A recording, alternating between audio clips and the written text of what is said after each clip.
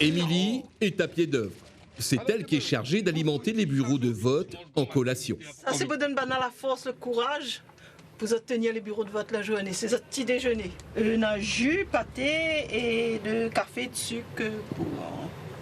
Au premier étage de la mairie du Tampon, la journée débute par la mise en place du bureau de vote. On recompte les enveloppes pour bien vérifier que ce sont des tas de sang que nous avons pour ensuite le décompte final. Le secrétaire s'installe. Il passera tout son dimanche ici. La journée, effectivement, va être plutôt longue, surtout pour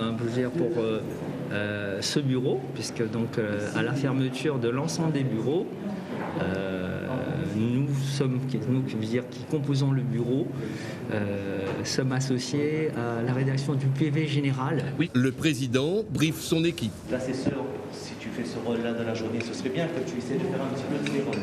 Coup de téléphone et déjà petit rebondissement. Le président, n'étant pas un élu du conseil municipal, apprend qu'il n'est plus président. Et le nouveau, c'est lui, le remplaçant de dernière minute. Parce que monsieur le maire était désireux que ce soit un élu qui signe la fiche globale de tous les bureaux de vote, de tous les bureaux de vote de la ville du Tampon.